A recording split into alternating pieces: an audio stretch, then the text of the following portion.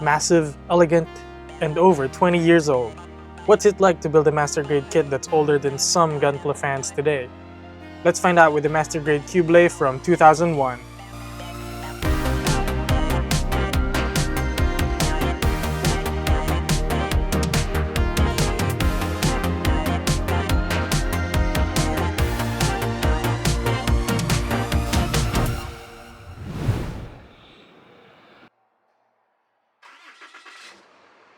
Days before moving to Canada, I checked Google Maps for some shops and landmarks that I could visit for fun.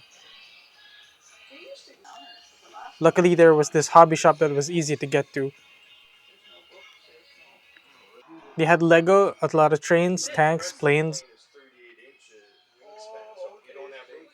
and at the back of their shop, they had a pretty good stock of Gunpla and Bandai accessories like action bases. I was thinking of getting one of the MG Doms or the Sinanju, but then I saw this.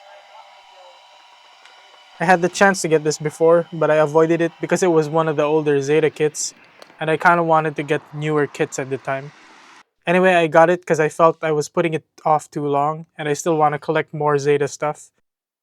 By getting this model kit, we are getting closer and closer to completing the 1/100th scale Zeta Gundam collection.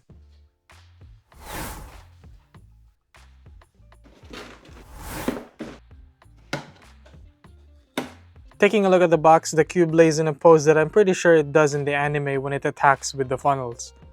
Here you can see that the kit originally came out in 2001, so it's more than 2 decades old now. The top and the bottom of the box just repeat the cropped cover image. One side of the box shows the completed build in front view and rear view, some gimmicks with the cockpit and the shoulder binders. It doesn't really have any weapons, so we have the different hands and some of the visual details of the kit. The other side shows off some poses. Apparently this is a high speed mode, the beam saber in the wrist, and some other details and accessories. When you open the box, you see big and wide parts. I really like kits with parts like these. They're so satisfying to see, and they make the build a lot simpler in a way. I also like the colors of the Qubeley. The white is actually in a pearly white, and the pinks and purples are just a nice break from the usual red, blue, and yellow. This kit has a lot of polycaps. It has 2 runners of them. We have stickers and some dry transfer decals, and of course we get a manual. The manual is different from the more modern model kits. It's mostly in Japanese, and they have these lore informational paragraphs about the construction of the mobile suit. Pretty cool if you're into reading stuff like that. The back is also pretty cool because the images are in landscape. But generally, a manual is a manual. So let's get to building this kit.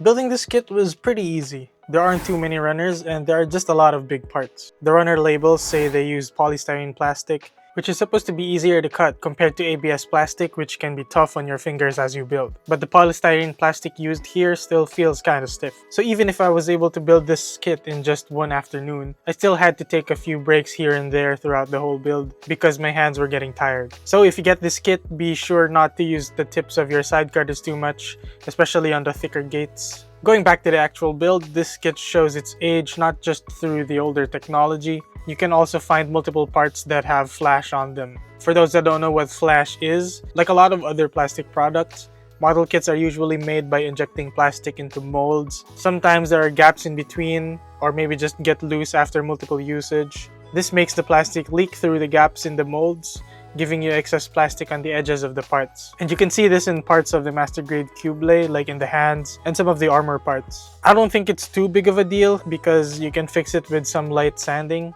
Another quirky thing about this kit is that the pilot figure of Haman Karn doesn't have a base to it. Usually the standing pilot figures have a flat platform so they can stand on their own. So if you're into pilot figures, that's something to think about, I guess. Moving on to the joints, like the shoulders, hips, ankles. This kit uses a lot of polycaps. In my experience with older Master Grades, polycaps tend to loosen over time. We'll see how well the joints in this kit holds up after a few months down the line. I really hope they come up with more revisions to these older kits and give them more modern engineering.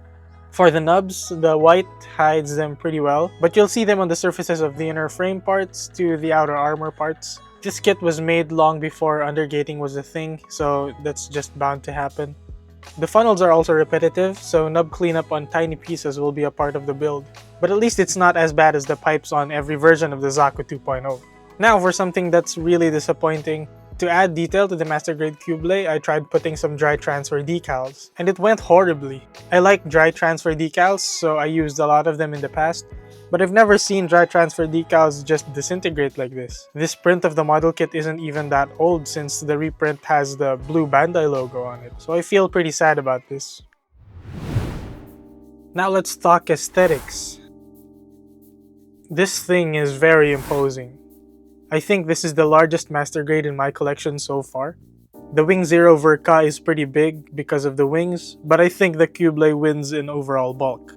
So although it's dominantly white, like most Gundam mobile suits, it stands out in shape and size. Also, because the white here is a pearly white, which you don't really notice until you get close, it's still a nice touch that makes this model kit different from all your other Master Grade Gunpla.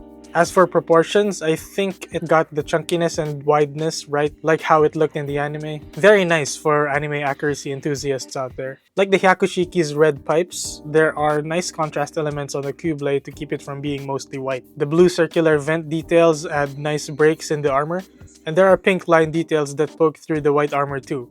Having these pops of color are great since the armor surfaces are pretty smooth and plain. There are some panel lining you could shade in. I don't have any markers on me after moving houses and all, so you could make this look a bit more interesting by filling those in.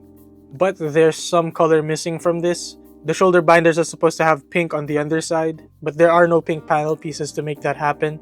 Also, the funnels are purple in some scenes of the anime, but for the box, they're just in pink. So depending on which you prefer, you'll just have to paint those colors in if you need them for your Master Grade Qubeley. But at least the missing colors are on the undersides, mostly hidden from casual viewing angles. Here's the Qubeley up with a few others from my collection. The RX-78-2 Gundam version 3.0, the Gundam Mark II, the Zeta Gundam 2.0, the Char Zaku 2.0, the Wing Zero Verka, which definitely competes with the Qubeley for most shelf presence, my Gundam Gashapon, Freeren Gashapon, some Energizers, a mug, my fake plant, my real plant, and finally my previous most recent review and the Qubeley's partner in a love-hate relationship, the Hyakushiki 2.0. So yeah, this kit is pretty big. For the accessories, there's really not much. The Master Grade Qubeley only has 2 beam sabers which are stored in the wrists and are really difficult to get out of there.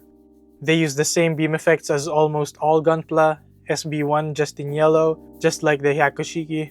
And apart from the posable articulating hands that we'll talk about more later in the video, there are also some fixed posed option hands, the flared hands for the high speed mode, and some holding hands for the beam sabers. There is no base adapter, so if you want to have this do the high speed mode pose, you'll have to use the fork attachment included in the action base packs. Unfortunately, again, I don't have any of those right now, so I can't show this Qubeley in the air. And that's too bad, because I think flying poses is where this kit can look as dynamic as it can be, since the articulation isn't really too great. There are also no accessories to display the funnels deployed or anything like that. I actually haven't removed the funnels from the mobile suit since building it, because it's kinda difficult to get them in there, and it's also kinda difficult to get them out. I guess I should always include these for the next reviews too, since I guess they are technically accessories to the model kit. We also get some stickers and decals. There's a foil sticker for the mono eye, which I guess looks okay. Then again, we have the failing dry transfer decals. I really don't know why these are disintegrating. And finally, we have a regular old sticker sheet, which I guess I could try this time, since stickers kind of blend in with white armor sometimes. There isn't really anything in the instruction manual about stickers on the white armor, so I'm just putting a random sticker on. What do you guys think?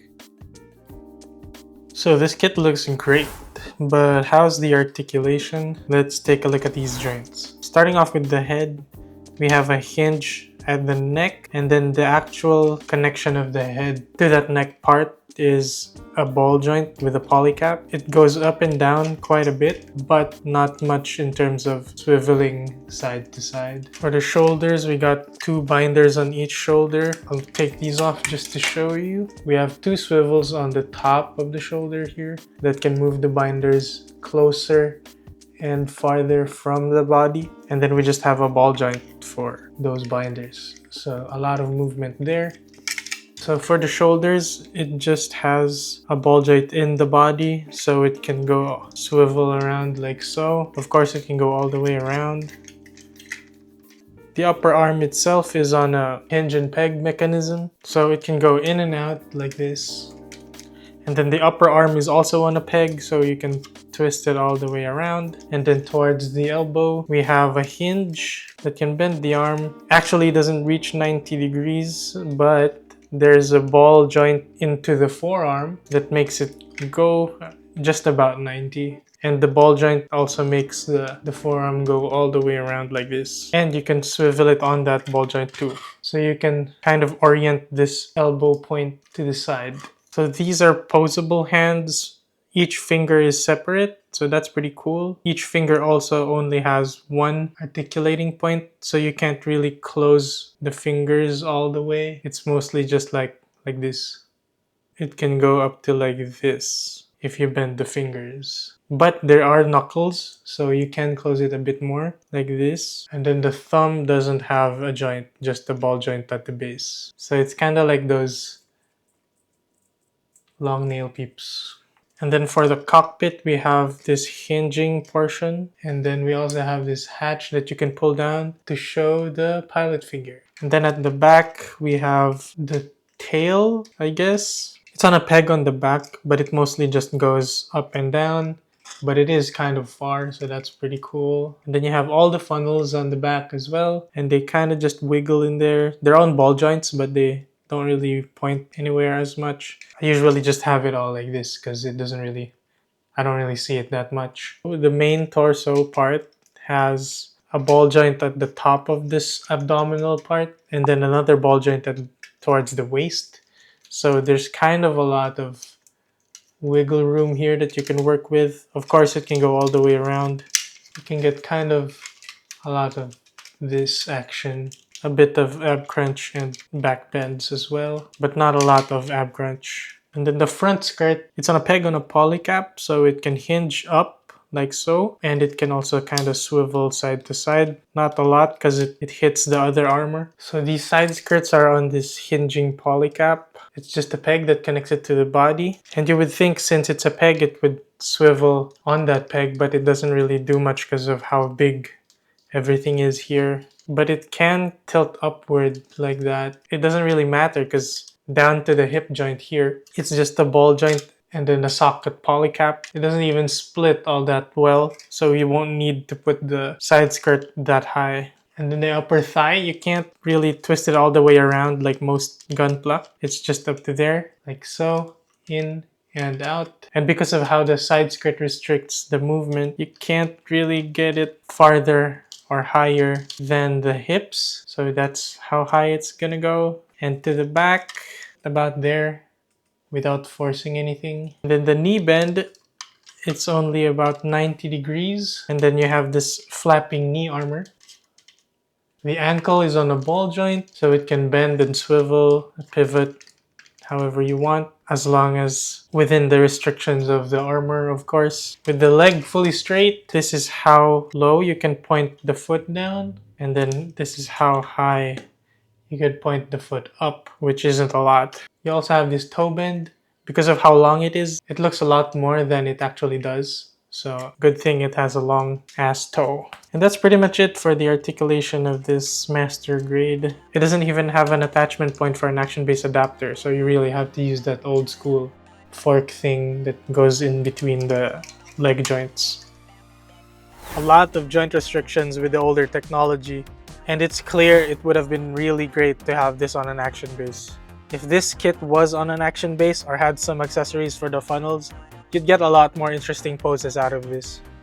I know you could always get creative by pushing the articulation limitations, but I think this mobile suit design really shines in flying poses. Good thing it's pretty big to still be visually appealing.